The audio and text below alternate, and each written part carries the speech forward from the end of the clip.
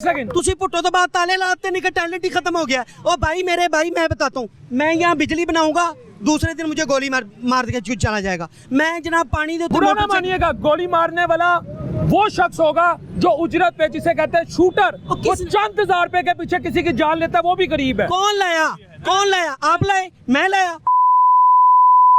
कौन हुआ? ये भाई गरीब हुआ। सियासतदान लाए, जिसको इस्तेमाल कौन हुआ? भाई गरीब हुआ ना। हाँ। कसूर किसका हुआ? गरीब का। बस हम सब मिन हैसुल को हम सब मुजरिम हैं। तो भाईजान आप ऐसा करें ना, 2-2 किलो की कढ़ाइयाँ बनाया करें। ये जब माइक आप बंद कर लेते हैं ना, तो फिर किलो वो 10 किलो का बकरा लिया करें और गरीब का दरवाजा खड़का कर देकर आया करें। तेरे अपने बच्चे भुखे मर जाने ने, किस पासे टुरंडे हैं? कोलों ते कट के देन तो रहा। नेकी भी उस वक्त तक अच्छी होती है जब तक जहाद की सूरत में वब की जाए, जब अल्लाह ने वसाइल दिए हो। अब शाम सारा दिहाड़ी लोगों ने मुंह जमाए तुरदा रहे ते शाम को अपनी तनख्वाह चो लोगों को आधा किलो गोश्त देगा। तेरे न्याणे आप सर्विस हॉस्पिटल पहुंच जाएंगे। खुदा दा खौफ कर, तू करने वाली गल कर। ये कर रहे हैं, वो कर रहे हैं, कुछ समझाने वाली बात करो। मेरा ये ईमान है कि मैं ईमानदारी से काम करूंगा। मैं ये देखें, ये आपकी एक सोच है। आपने कहा मैं सारा दिन काम करूं, रात लोगों को भी बांटना शुरू कर दूं। अल्लाह की इज्जत की कसम, मैं सारा दिन ईमानदारी से काम करूं और अपनी जो मेरी जायज इनकम है, जरूरत से ज्यादा मैं गरीब में बांट दूं। मैं कभी भूखा नहीं बनूंगा। ये खौफ है जो इस कॉर्पोरेट सेक्टर ने हमें दिलवाया। ये खौफ है। अब मैं आपको ये भी बात बता दूं, अब ये सुनने वाला कहेगा पता नहीं खुशामद करन है। ओ भाई 23 करोड़ आवाम दे विचों 14 बंदे ਜਿਹੋ ਜਿਹਾ खौफ है, बाकियां नु की करेगा? विसल बजाएगा उन्हां दी जिवें सुर कड्डी दे ने। और ये 23 करोड़ आवाम में ये खौफ नहीं है। इनको ये पता है कि 4 दिन आने हैं, 4 दिन सियासतदान ने हमारे पास आना है, इनसे 50-60 लाख रुपया वसूल करना है, इन्हों वोट देना है, अगले 5 साल साढ़े ते पाउणा है। और एडे सियाणे ने कि ज़्यादा तो ज़्यादा 5000 रुपये की चौलों की देव पकाउंदे ने। ਤੁਹਾਡੀ ਗਲੀ ਦਾ ਸੀਵਰੇਜ 5000 ਮਰਤਬਾ ਮਨਜ਼ੂਰ ਕਰਾਉਂਦੇ ਨੇ, ਉਹਦਾ ਪੈਸਾ ਜੇਬ 'ਚ ਰੱਖਦੇ ਨੇ, ਫਿਰ ਤੁਹਾਡੀ ਅਗਲੇ 5 ਸਾਲ ਬਾਅਦ ਵਜਾਉਂਦੇ ਨੇ। कैसा रहा? ताड़ियां।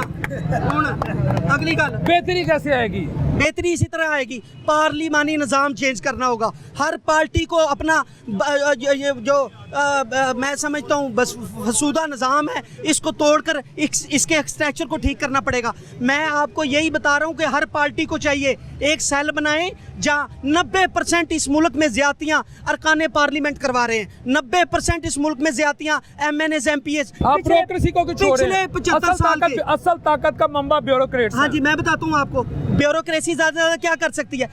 35 साल के लिए आया होता है बंदा, पूरी दिलो जान से। कई ऐसे बंदों को मैं जाती तौर पर जानता हूँ जो बिल्कुल हाशा लीला मेहनत करते हैं, ऊपर से आर्डर है। ऊपर से आर्डर देने वाला कौन है? यही है वो जो पार्लियामेंट में बैठकर शोर मचा रहे हैं ना कि सुप्रीम कोर्ट हमसे ज्यादा पावरफुल नहीं है, हम सुप्रीम अदारा हैं, हम पार्लियामेंट हैं, हम कानून बनाने वाले हैं। यही है वो जितनी अभी तक ला कानूनियत हुई है, चाहे पुलिस की तरफ से हुई है, ब्यूरोक्रेट्स की तरफ से हुई है, जो भी इन्होंने गैर कानूनी काम किया, जितनी भी रिश्वत ली जाती है, क्या वो MP MNA डायरेक्ट लेते हैं या इनके करिंदे ब्यूरोक्रेट्स बन के लेते हैं? ये बताएं। हाँ, ये मैं आपको बताता हूँ। आप मुझे सिर्फ इस आपके सवाल पर आपके सवाल का ही जवाब है। आप मुझे ये बताएं, बेल्ट फोर्सेस रियासत के अंडर होती हैं या रियासत बेल्ट फोर्सेस के अंडर होती है?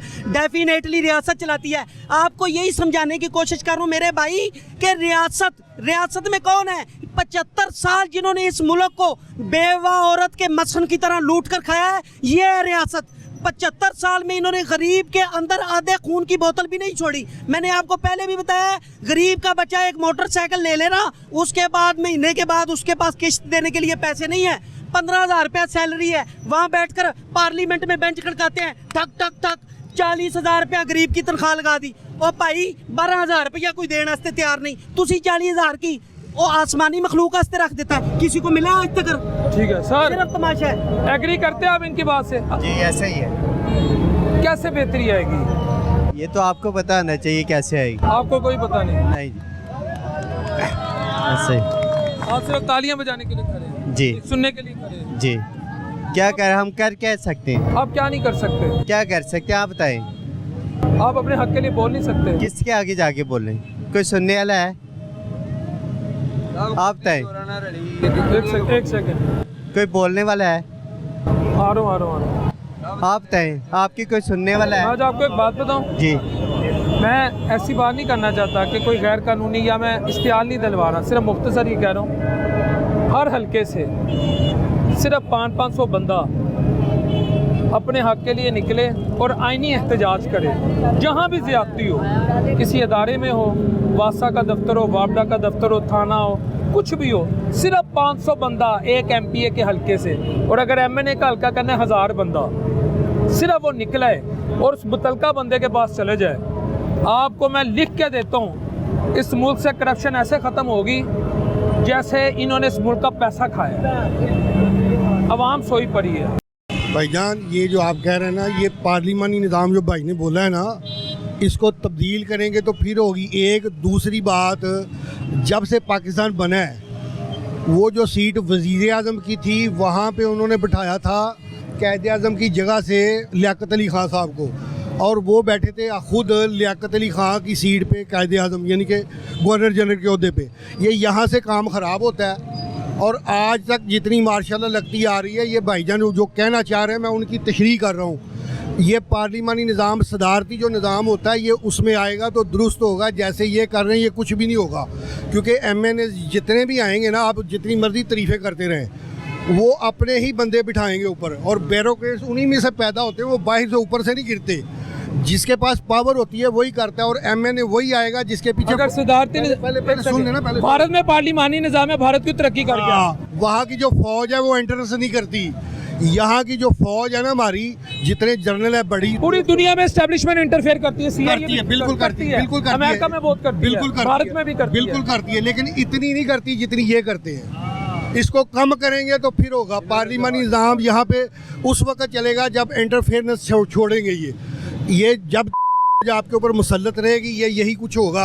मेरे से हमारे ऊपर देखिए, अब आप कह रहे हैं हमारे ऊपर एस्टेब्लिशमेंट मुसल्लत है, मैं समझता हूँ हमारे ऊपर खानदान मुसल्लत है, उनके औलाद मुसल्लत है। बिल्कुल, दोनों मुसल्लत हैं। ये दोनों जब तक दुरुस्त नहीं होंगे, पहला उसका है, वो स्टेप लेंगे तो फिर ये सही होंगे। खान साहब की क्या औकात है आज, मुझे बताएं। तो ये क्या बहुत भारी है? वो तो जिसको मर्जी उठा के एक गोली मरवा के फारिग कर देते। डॉक्टर जवेद है आपके पास मिसाल, मौलाना समीउल हक साहब है, कितने मौलाना साहब मरवा दिए आज तक? किसी ने पूछा किसी से, किसी ने मरवाया? क्यों मरवाया? वो जिनके पास ये पावर होती है वही कर सकते हैं, आप मैं कुछ नहीं कर सकते। ये सब ड्रामेबाजी, सड़कों पे ये अवाम इकट्ठे करके आप TV चला दें और आपका वो आपका मतलब है खामोश हो जाए? ना खामोश क्या करें? ये हक की बात जो है ना, हक की बात क्या करें? हक की बात यही है कि ये कहें, लोगों को बताएं कि हमारे ऊपर मुसल्लत कौन है। ये दोनों ही है, पार्लिमानी निज़ाम भी है भी है। ये दोनों जब तक दुरुस्त नहीं होंगे कुछ नहीं होगा। आप गरीब करते हैं। आप सूरा नंबर 17 बनी इसराइल है, आयत नंबर 16, 17, 18 पढ़ लें। अल्लाह फरमाते हैं जब हम अपने अहकामात भेजते हैं, और ये जो ऊपर वाले हैं, ऊपर वाले अफसर बाला, आलम बाला के, ये उससे इनकार करते हैं, फिर बुराई फैलती है नीचे की तरफ। हमें मौलवी साहब पढ़ाते हैं जी जैसी अवाम वैसे हुक्मरान। नहीं है, ये झूठ है, फ्रॉड है।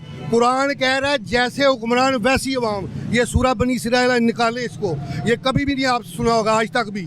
जाए किसी मौलवी से सुनी ये बात आपने, ये आज सुनी कभी? नहीं, आप एक तशरीह करें। अफसर बाला की तरफ जब हम अपने अहकामात को भेजते हैं तो वो इनकार करते हैं, फिर हम अजाब की सूरत ले आते हैं और उसकी उस बस्ती को तबाह करते हैं।